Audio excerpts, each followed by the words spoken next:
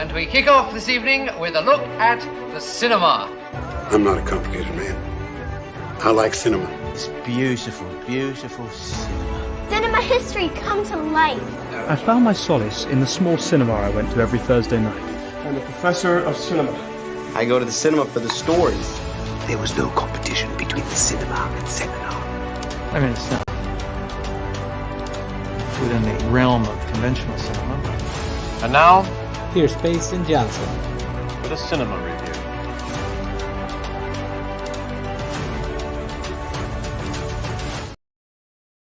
It is Monday, October 28th, 2024, ATST, and thank you for joining me for another episode of Cinemaster's Reviews. I'm your host, Payson the Cinemaster Johnson, and we have an exciting review tonight.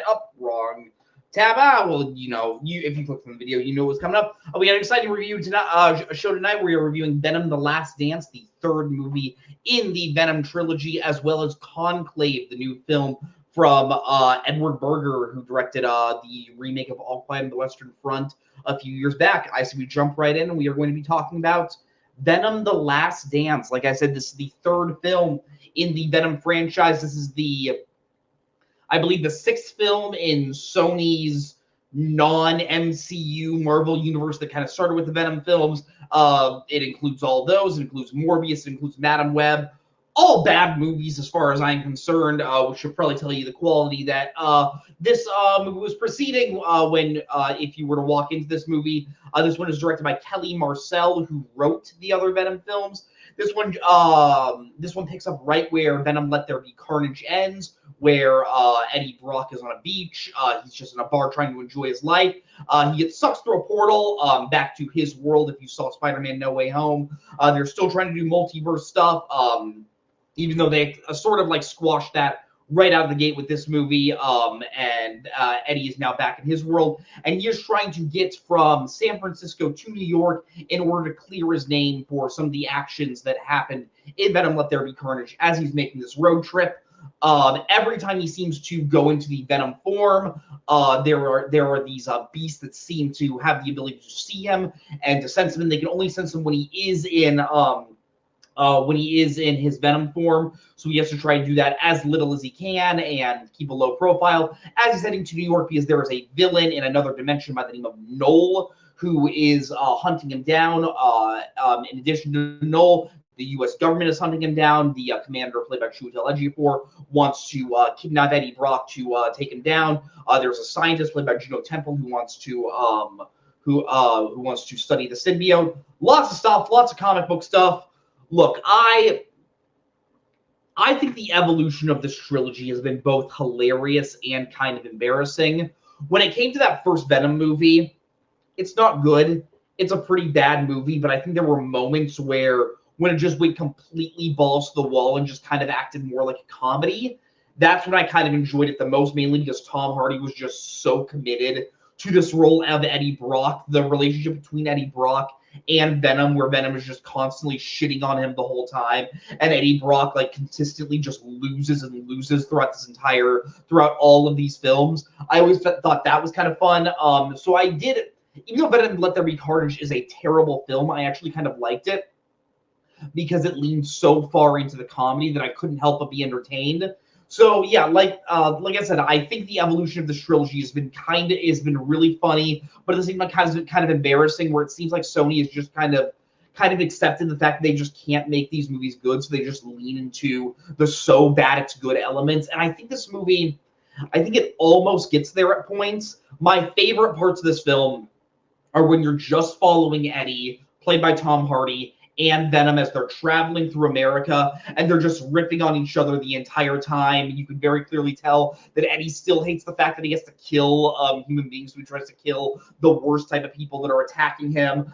Venom obviously lives for it, so he's always just so excited, like, come on, Eddie, let's go eat some more humans. And you have all these little bits. If you saw the trailer, there are scenes where Venom and Eddie take over just this giant horse in order to travel across the U.S. desert. They eventually make their way to Las Vegas in this movie. Some really funny stuff happens there. So yeah, when the movie is just focused on Eddie and Venom, it succeeds in the turn your brain off style of turn your brain off energy that I think this movie was trying to accomplish. The issue is everything outside of that is so generic. Everything involving Chiwetel Ejiofor's character. This isn't really a spoiler because it happens pretty early on. When Eddie first goes Venom, pretty early on, he ends up accidentally killing some of Chiwetel Ejiofor's men. So now he has this vendetta of, oh man, I need to take down not only the Venom symbiote, but I want to kill Eddie Brock because I know that he was responsible for my people's death. That is generic. We've seen those revenge plot lines done throughout movies, just throughout the beginning of time, throughout the beginning of film. Eventually, he realizes the error of his ways, where he realizes, nah, man, Eddie's actually on our side. He's trying to protect us from these creatures from another dimension. I don't even remember what these creatures are called. I think they're just called like chaser demons that are just there to chase Eddie Brock throughout the film in order to give him like some sort of threat. Juno Temple's character, she's usually an actress I really liked. I really loved her in Ted Lasso. But her character she's just so cliched. We learned that her and her brother wanted to become scientists. There was an accident where she ended up getting powers that ended up killing her brother, and so now she's just so dedicated to learning about the symbiote, to learn about ways that she can just protect humanity. Nothing really interesting happens there. Yeah, like I said, everything outside of Eddie and Venom's relationship, which weirdly gets kind of emotional as the movie continues to go on, because if you've seen the advertising, you know that this movie is advertising itself as the last Venom film. And without spoiling anything, it definitely commits to that. Like, it doesn't try to like sequel bait towards. I mean, I guess it kind of does, but really, like, I would doubt it if Tom Hardy comes back to this role. And everything with Venom and Eddie, it was just so stupid and so hilarious that I couldn't help but to be entertained. Everything outside of Venom, I'm just like, this is just kind of boring. And the movie didn't know whether it wanted to be a tongue-in-cheek, so bad it's good, over-the-top mishmash of a film, or whether it just wanted to be an actual legit comic book movie. And if it wanted to do that, it needed to have a higher quality, because with it, you end up with this film that's just really lopsided and feels really confused in the tone it's trying to create. It doesn't quite hit the levels of that of, say, like Morbius or Madame Web does, but it gets pretty close, unfortunately. I can't say it's that successful of a film. The one side character I did find actually kind of entertaining is as Eddie is traveling across the U.S., he ends up hitchhiking with this family of hippies led by Risa Fons. This guy's name is Martin Moon. You learn they are traveling to Area 51 because they want to see some aliens. And they just kind of like become good friends with Eddie just because they just seem like nice people. This family is like the most like wholesome group of like hippie weirdos that you could expect in these movies. There is this one scene which is just so random, so batshit, where these characters just start singing an a cappella version. I guess not an a cappella version because Reese Vaughn's character does have a guitar, but just an acoustic version of a popular rock song from the 60s. I don't want to spoil it because it's so stupid and so over the top that I don't see how you couldn't get a laugh out of it. And as this is going, you literally hear Tom Hardy in his Venom voice singing the song in Eddie's head, and I just found that really, really entertaining. So yeah, that's probably like the peak of the so bad it's good stuff. When Venom eventually gets to Las Vegas, there's a lot of really fun stuff there. In the casino, you run into some old characters from the other Venom movies.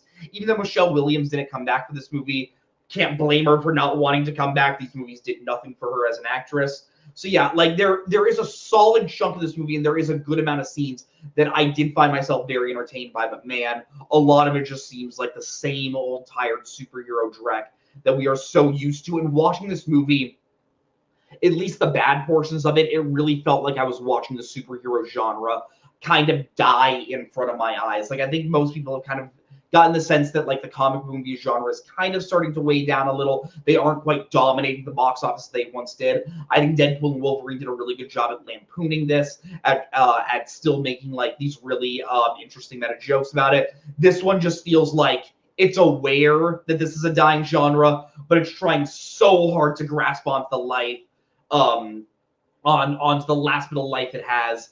The last act of this movie is so predictable. You are just having, tell me if you've heard this before.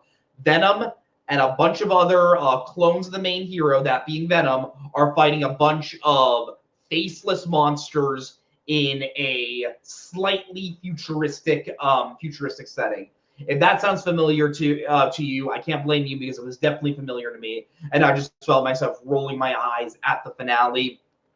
It tries to tack on this one last little emotional beat, and it just weirdly felt kind of rushed. Like, even though this movie, like, it's an hour 50 minutes, which like isn't like super long, but isn't super short either. When we got to the end of the third act, I was like, is this really it? It didn't really felt like it didn't really feel like we had any sort of emotional weight to really hold our head onto.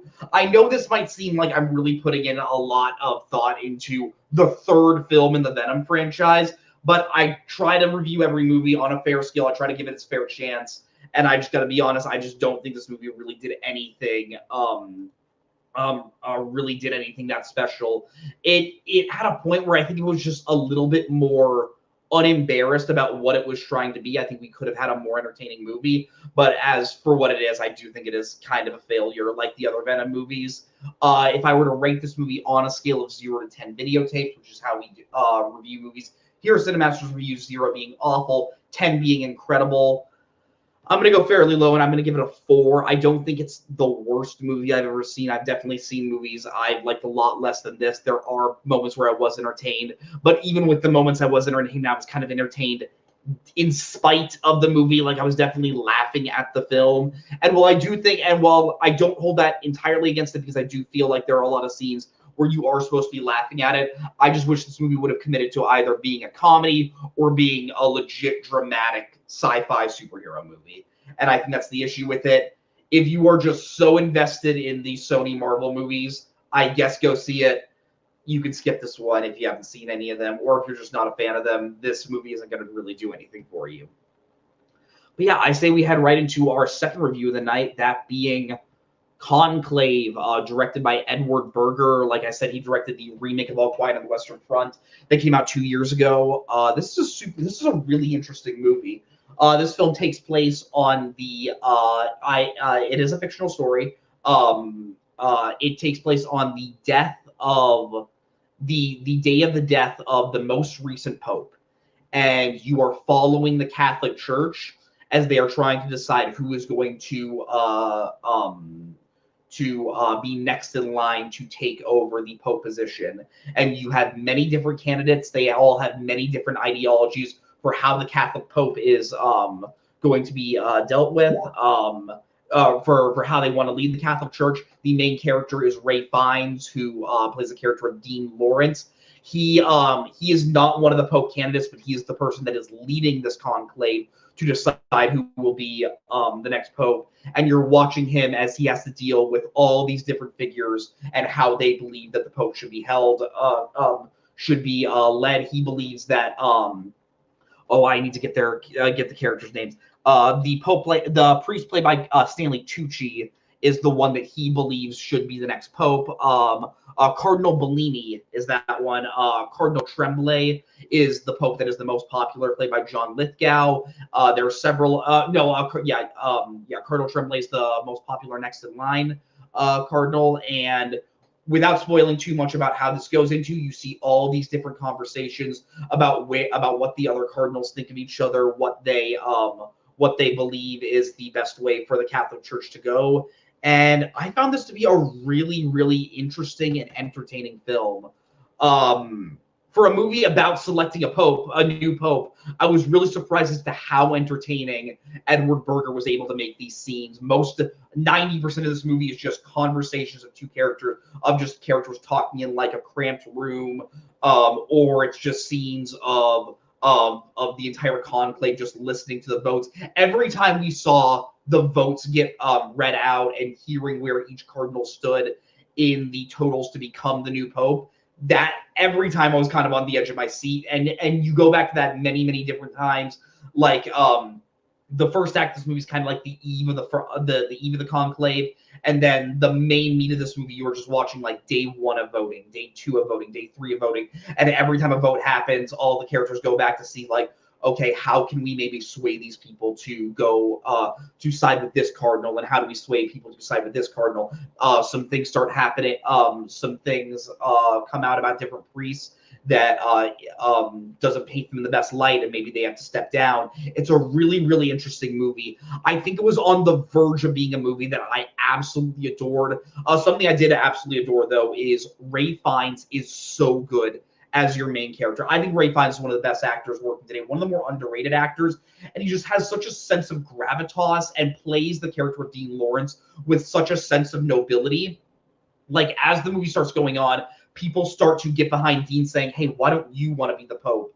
But I think Ralph Fiennes does a great job of showing, like, hey, while this guy might be very good at relaying information, he's not the best at understanding people and getting down to them on their like really human level to be that person that is going to lead the church. And I think Ralph Fiennes does really great in these quiet moments. Never has like this big, like huge acting Oscar moment that I think a lot of people would expect from him, but he just is always just super, super steady and super strong in this role. A lot of people are saying he's probably gonna he's currently the front runner to win Best Actor for this year's Oscar season, and I would totally understand that. It might serve as a Lifetime Achievement Award, but I do think this performance is really great, that I think it would be a great Lifetime Achievement Award if he did win this Oscar, because I do think he's excellent. The rest of the supporting cast is really great. Stanley Tucci, all of the scenes he has with Ralph Fiennes are great. John Lithgow, he's not in enough as far as I'm concerned, because I think the scenes he has is really, really great. You understand why this cardinal is kind of like the everyman's would be like the everyman's pope, and he would be the one that would just like embrace tradition of where the Catholic Church is going. And then all the other supporting characters, Isabella Rossellini is in this movie for like a little bit of time, but even she has her moments to shine, as you would expect from her.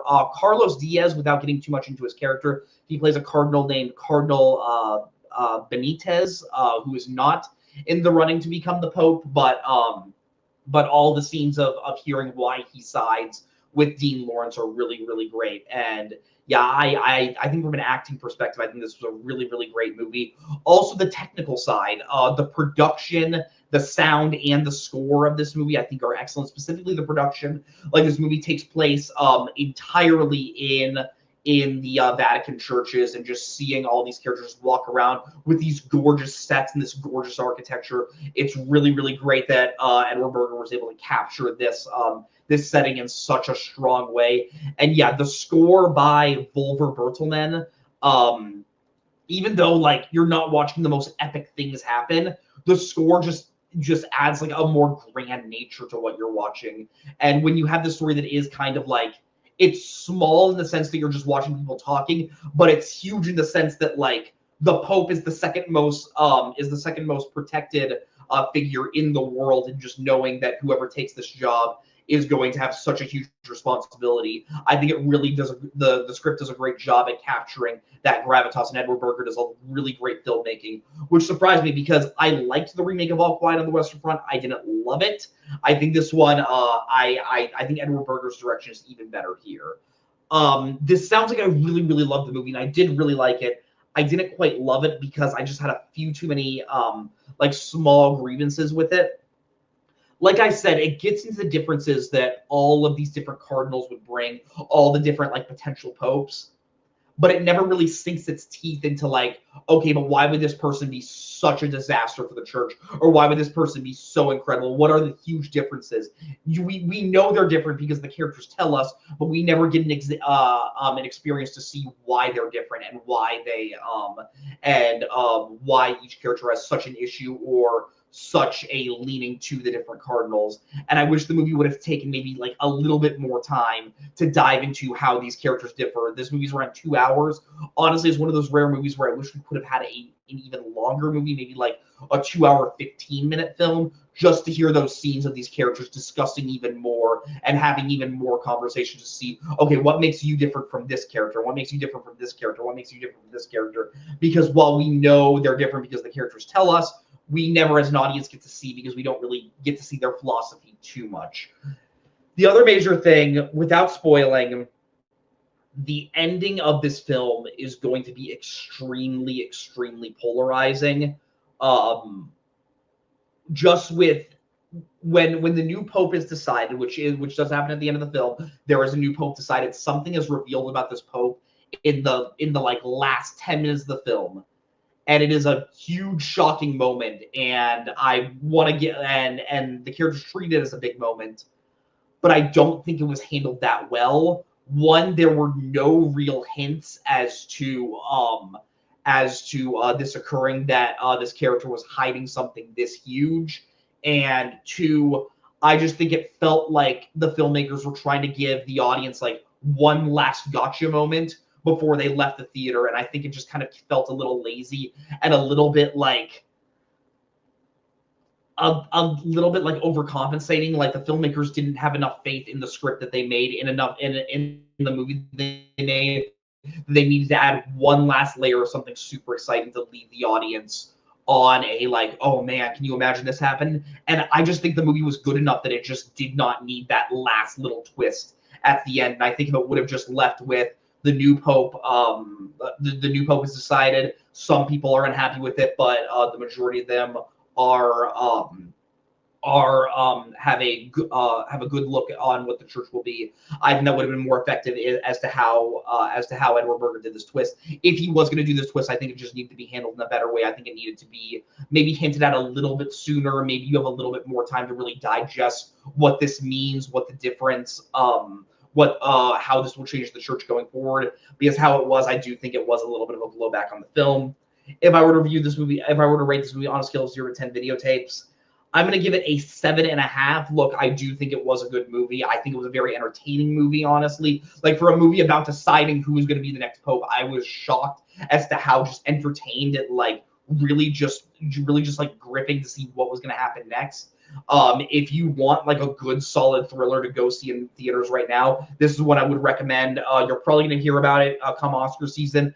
I don't think it deserves like, this is not going to make my best picture ballot. Edward Berger's not going to make my best director ballot, but I can totally understand why this movie is going to be getting a lot of technical Oscars, and Ralph Fiennes is absolutely going to be nominated. And I totally understand why he's going to be getting that nomination, because he is truly, truly excellent in this film. But yeah, that brings the end to our show tonight. Thank you all for watching this video. Remember to like this video and subscribe to the video store. It helps grow our channel a lot. Next week, I'm going to be reviewing Here, the new Robert Zemeckis movie, as well as a Nora, won the Palme d'Or earlier this year. It's finally coming out in Arizona. Really, really super excited. I believe it also expands a little wider, so more people are going to be able to see it throughout the country. But yeah, this is a super exciting show. Excited to see you guys all next week. And remember, as always, watch more movies. And the award for most vapid film review of the century goes to... Okay, movie review. Okay, I thought it was beauty. And he's now in cinema hell, where one day we'll all be reunited. This is me at the Regal Cinema crying as I did through much of the film.